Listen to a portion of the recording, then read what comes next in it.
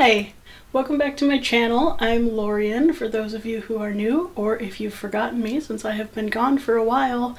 This is my first video of CoSy, Costume Symposium 2021, and it's also a little bit of catch-up as to where I have been for the last few months. So some of you might know that I do costumes for local community and children's theater groups, and I got a real big job this summer where I costumed 4 shows in 8 weeks. So today I am going to sort of talk a little bit about what I did for those shows and what they were, while recreating some of the key costumes for my cat.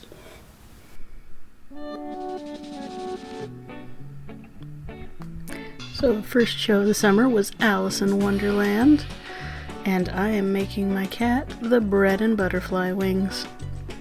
So for this show, because I had 2 weeks, I went with a sort of painterly, off-the-page kind of a look, so real basic costumes and basic solid fabrics with painted-on details. For a lot of the accessories, I used playmat foam, just playmat EVA foam right off Amazon, including for the full-size version of these wings, which were just painted foam, pretty much constructed the same exact way I did these, which is to cut out the foam, paint them so they look like toast or bread, glue the little pats of butter on, and then glue them to the base. For this production, I think there were 22 kids to costume in 2 weeks. I was the only costumer for these productions, so I was doing all of the work, which is a lot. I think throughout the entire summer I ended up making 75 costumes-ish in 8 weeks, 2 months.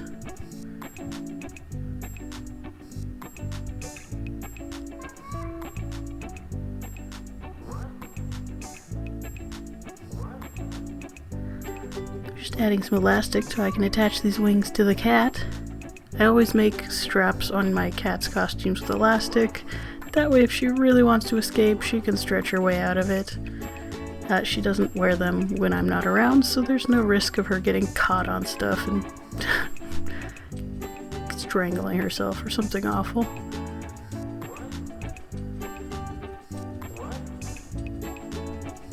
But I still like them to be easy for her to get out of if she absolutely feels the need.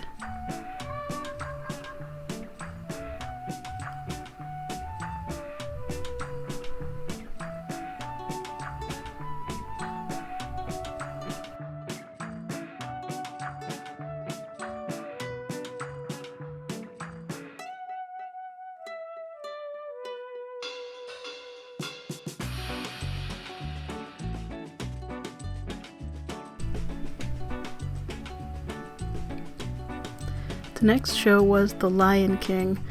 If you're thinking, what, that Disney's Lion King? Yes, and if you're thinking, well, that's insane to do in 2 weeks as a single person, you're also correct. This show called for 31 headdresses, which I made in the same way I'm making this one for the cat. Base layer of foam, which was once again the thicker, like, floor mat EVA for the kids' costumes. And then all the detail was in, like, burlaps and, like, natural straw mat. Good natural looking texture. And I'm making a lion for the cat, but of course there were all sorts of masks. I'll have a few up on the screen for you now. And this one was, boy, was it a lot of work. So it was 31 of these headdresses. They were not masks. They didn't have eye holes or anything because you want to be able to see the kids' faces acting. So they went on the head, like the base of it covered their forehead, and it was worn like a headband, basically. Sorry if my voice is a little raspy. We have been pretty solidly in smoke in Northern California for several weeks now. I'll also say that on the full-size lion masks, this straw stuff was pre-knotted Dollar Tree hula skirts, so I did not have to assemble the mane for all of the lions, thank God. But I didn't have a tiny cat-sized one, so just took some of the leftover grass and made one up. Working with these really like loose fiber materials for those few weeks was just brutal. I should have had a mask or a respirator on the whole time I was cutting them, and I didn't. It was so hot out that I just didn't even cross my mind to do that to myself. But it was definitely, I mean, my voice was showing it and everything. This stuff's brutal when you're just mixing it up in the air and breathing it in your atmosphere all the time. Even just working with it here, you'll see my little vacuum come out a few times, because you don't even want to brush this off the table onto your legs. It's just tiny splinters every time you've got burlap or a tiny fiber like that. It also frays a lot, so I have hot glued all of the edges. That is why I hot glued before cutting on this mat. It's pretty loose, I didn't want it to fray. And then the nose and the eyes are cut out of more foam.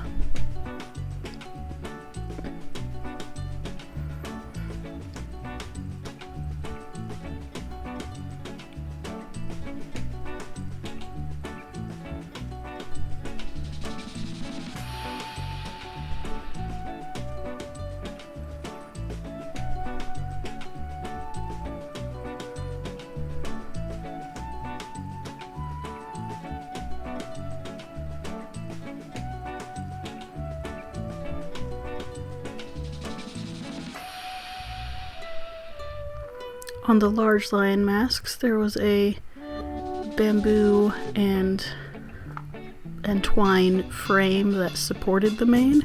On the cat-sized one, it's short enough to support itself, so hooray for that.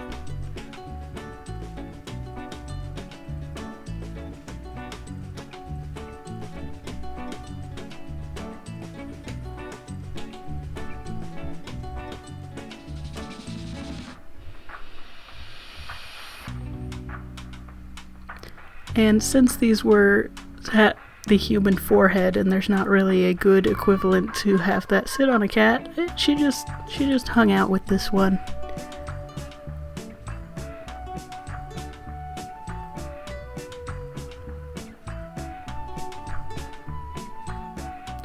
Third was Robin Hood.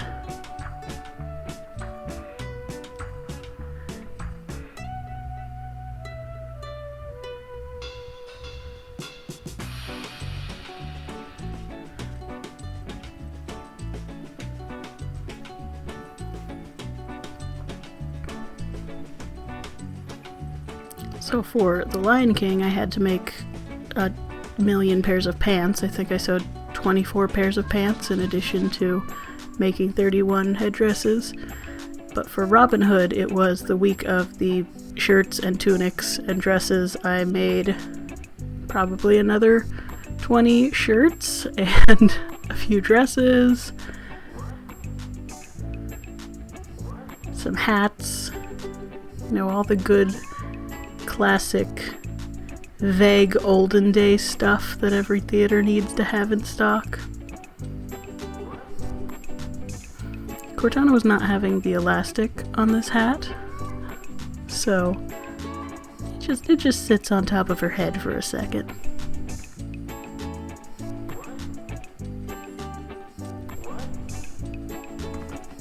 Fairy Tale Rap was our last show. It was 3 very short scripts: Snow White, Jack and the Beanstalk, and the 3 Little Pigs, told in simple child-friendly raps, and it was pretty cute. But since it was 3 stories, we had to have each kid cast in 3 roles, and there was no way we could have them go backstage and change, so I came with this solution, which is like a tiny book full of tuxedo shirts, essentially. So it keeps the sort of fairy tale storybook theme by being book formatted, but when they were between the different stories backstage, they just had to turn the page on their costume to get to the next costume, basically. So in this example, our first one is one of the 7 dwarves. The second one is the cow from Jack and the Beanstalk.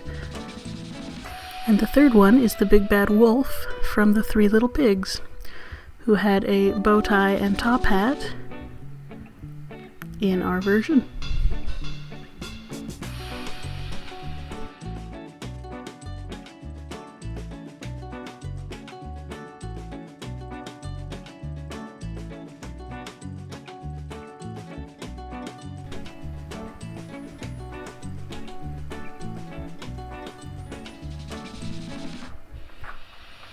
So since the fabric that I've used for this is so thin, that middle page is actually being painted on a separate sheet, and that'll be sewn in later. That's what I ended up having to do with all of the kids' shirts as well, just because there's no way to get both sides of the fabric painted without it just bleeding through and ruining the other side.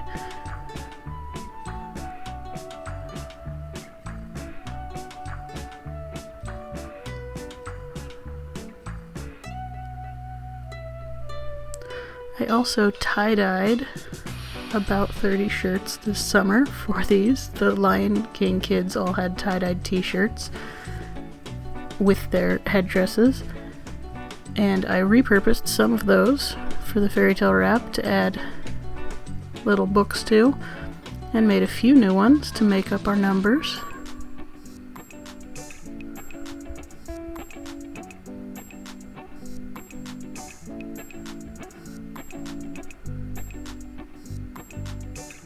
And of course made one extra to turn into a cat shirt.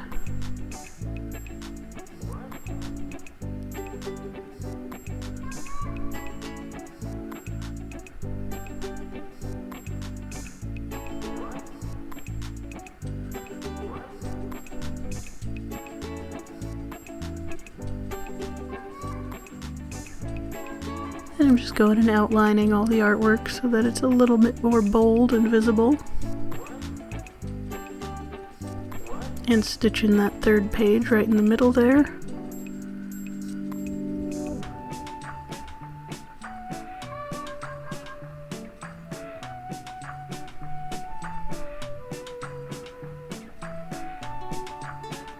Of course, on the full-size shirts, I did this all on the machine. But these were such tiny little books that I just stitched them up by hand real quick.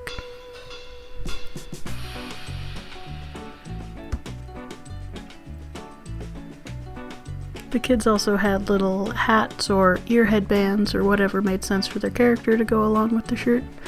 But Cortana was not having hats, so I figured why make her more hats to refuse to wear.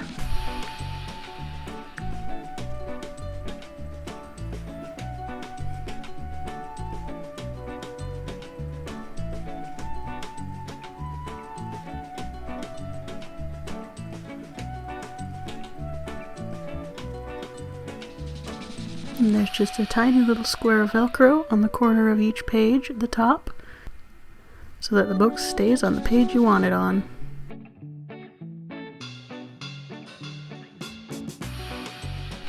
This worked out really well on stage. Once the kids all got the concept, it was pretty foolproof.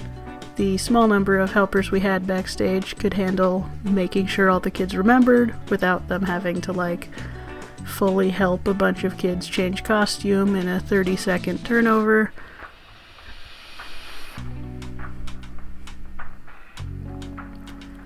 So while perhaps not being the most sophisticated costumes visually, they really worked well for the production that we did. And they're really cute on a cat too.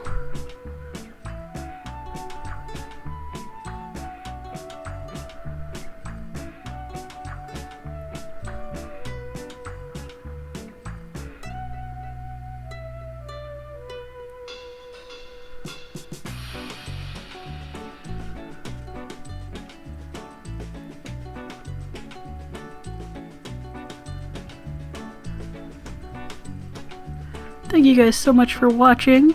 Don't forget to check out the link in the description to get your CoSy badges. If you would like to see more videos, I have my most recent one linked on the screen for you and a suggested one. Go ahead and subscribe if you like what you saw, and I'll see you on Saturday.